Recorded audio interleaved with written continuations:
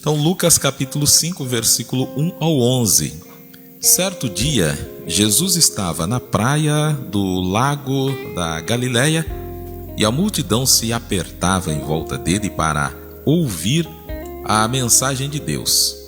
Ele viu 2 barcos no lago perto da praia. Os pescadores tinham saído deles e estavam levando as redes. Jesus entrou num dos barcos, o de Simão, e pediu que ele, Sofia, o afastaste um pouco da praia. Então sentou-se e começou a ensinar a multidão. Quando acabou de falar, Jesus disse a Simão: leve o barco para um lugar onde o lago é bem fundo. E então você e os seus companheiros joguem as redes para pescar.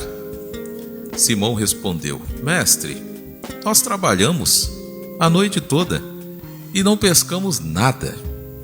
Mas já que o Senhor está mandando jogar as redes, eu vou obedecer. Quando eles jogaram as redes, Pietro, na água, pescaram tanto peixe que as redes estavam se rebentando. Então, Sofia, fizeram um sinal para os companheiros que estavam no outro barco, a fim de que viessem ajudá-los. Sabe por quê? Eles foram e encheram os 2 barcos com tanto peixe que os barcos quase afundaram. Quando Simão Pedro viu o que havia acontecido, ajoelhou-se diante de Jesus e disse: Senhor, afasta-se de mim, pois eu sou um pecador. Simão e os outros que estavam com ele ficaram admirados com a quantidade de peixes que haviam apanhado. Tiago e João, filhos de Zebedeu, que eram companheiros de Simão, também foram muito admirados, ou ficaram muito admirados. Então Jesus disse a Simão: não tenha medo. De agora em diante, você vai pescar gente. Eles arrastaram os barcos para a praia, deixaram tudo e seguiram Jesus. Pois bem, o ministério de Jesus foi multiforme. Teve vários aspectos e áreas de atuação. Uma das principais atividades foi o ensino, partindo de princípios e verdades práticas que têm por finalidades a sua aplicação ao cotidiano, o dia a dia das pessoas.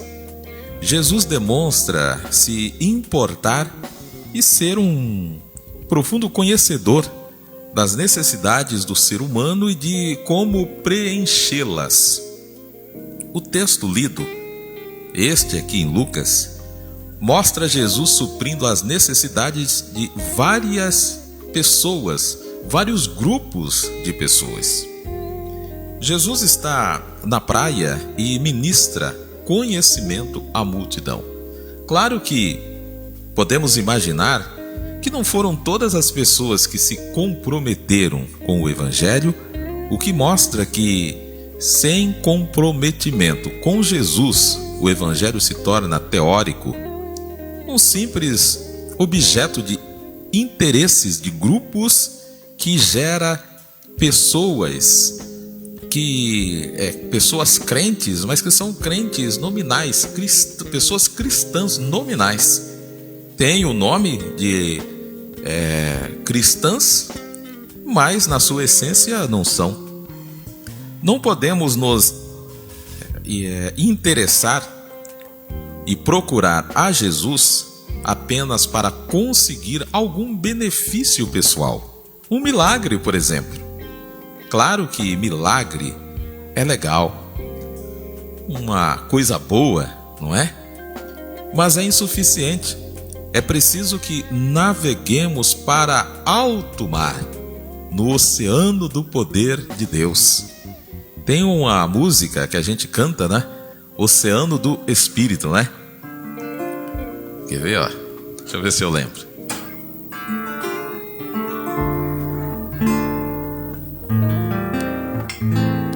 eu navegarei no oceano do Espírito e ali adorarei ao Deus do meu amor. Então, nós não podemos ficar na praia, nós temos que navegar no oceano do Espírito. Nos versículos 4 ao 9, já em alto mar, Jesus ministra poder aos discípulos. Somente a pessoa que se torna discípula de Cristo entende a importância de deixar a praia e ir para o alto mar. A praia, a terra firme, costumo dizer que representa o seminário que a gente faz, o curso de teologia, a teoria, o campo acadêmico, que são importantes, mas não são tudo na vida. O alto mar é a prática, a imersão na graça, no poder, na unção, a visão ampliada do reino de Deus. Pois bem, dito isso, eu avalio que Jesus tira os discípulos da praia e os leva para alto mar com o objetivo de ensinar a eles, ao menos, 3 coisas essenciais da vida. Olha só, 3 coisas essenciais da vida. A primeira coisa é que todas as pessoas dependem de Deus. Não tem jeito. Todas as pessoas dependem de Deus. A pesca, da forma que se deu, só foi possível pela operação do poder de Deus. No Evangelho de João, capítulo 15 e versículo 5, podemos ter uma dimensão do que significa depender de Deus. Está escrito: eu sou a videira, e vocês são os ramos. A pessoa que está unida comigo e eu com ela, essa dá muito fruto, porque sem mim vocês nada podem fazer. A segunda coisa é preciso esforço e bom ânimo. É preciso esforço e bom ânimo. Está vendo, Natan? Se não tiver esforço, não tiver bom ânimo, nada acontece. Os pescadores precisaram de esforço, tiveram bom ânimo para obedecer a Cristo. Foram para o mar, lançaram as redes e puxaram-nas de volta, embora estivessem cansados. Eles tinham trabalhado, Pietro, a noite toda. Aí você já imaginou? Você é um pescador experiente, trabalhou a noite toda, fez de tudo, não pegou peixe nenhum, pegou pouca coisa. Olha, a maré não tá para peixe. Aí quando chega de manhã, cansado, já havido limpo os barcos, aí chega alguém que nem sabe o que é pescar e diz assim: olha, vai para um lugar mais fundo, e lança as redes, porque é hora de pescar. O Natan certamente iria, mas iria resmungando. Aí não adianta. É por isso que eu falo, não adianta esforço se não tiver bom ânimo. Se eu fizer, irmã Francisca, qualquer coisa, mas resmungando, não adianta. É perda de tempo. Então veja que a segunda coisa que nós aprendemos aqui com Jesus, precisa ter esforço e tem que ter bom ânimo. Então aquela pessoa animada, não é? É engraçado, né?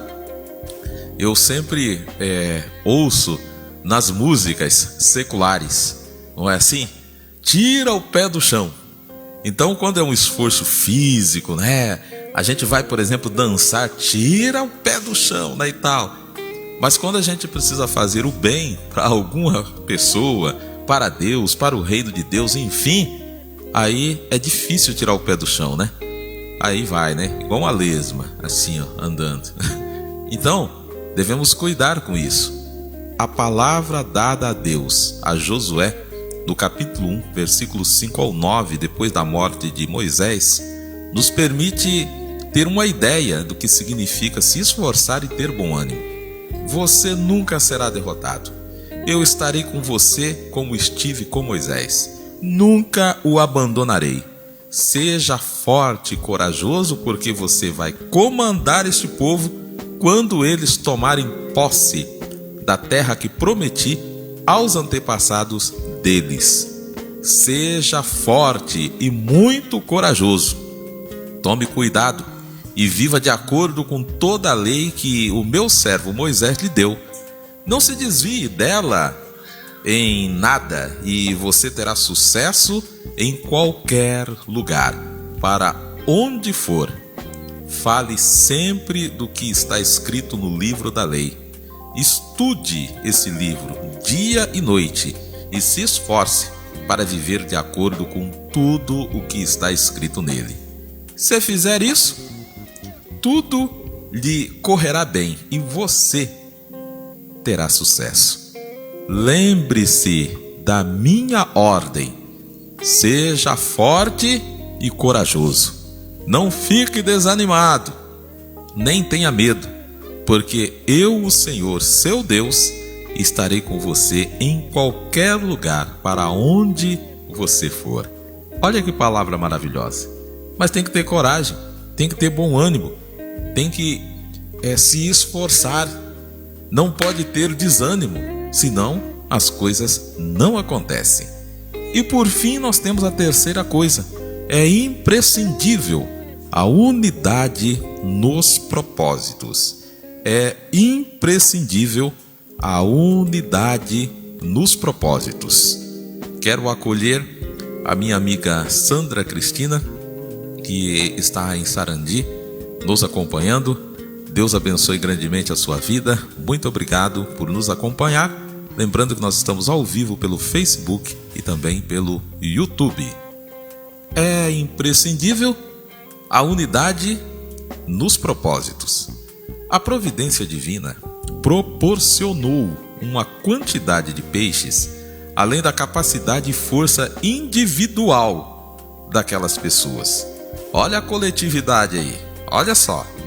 A unidade de propósito, o trabalho conjunto em equipe, foi essencial para não perderem a bênção representada pela grande quantidade de peixes daquela pescaria.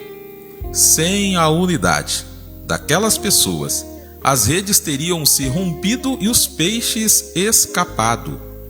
Precisamos ter uma vida de participação, de trabalho conjunto na igreja, na vida pública do município, do estado e dos países. Saber respeitar os pensamentos diferentes, os quais são frutos da multiforme manifestação da graça de Deus na vida de cada pessoa, pastora Ruth. Fujamos do egoísmo, causa da cegueira de muita gente. Não queiramos todos os peixes para nós. Peçamos ajuda, cooperemos, estejamos dispostos a trabalhar em parceria, fazer amizades, ter pessoas amigas. Quando agimos assim, só temos a ganhar. Veja o conselho nos Salmos 133, verso 1 e Colossenses capítulo 2 e versículo 2. Como é bom e agradável quando as pessoas convivem em união. Esforço-me para que elas sejam fortalecidas em seus corações, estejam unidas em amor e alcancem toda a riqueza do pleno conhecimento, a fim de conhecerem plenamente o mistério de Deus, a saber, Cristo Jesus. Todas as pessoas dependem de Deus. É preciso esforço e bom ânimo, e é imprescindível a unidade nos propósitos, a observação, o exercício pleno dessas três coisas que Jesus nos ensina possibilitam atender ao chamado de Cristo, contido nos versículos 10 e 11 do capítulo 5 de Lucas, a vocação para que cada uma de nós seja pescadoras de pessoas, pescadoras de almas, para povoarem o reino de Deus.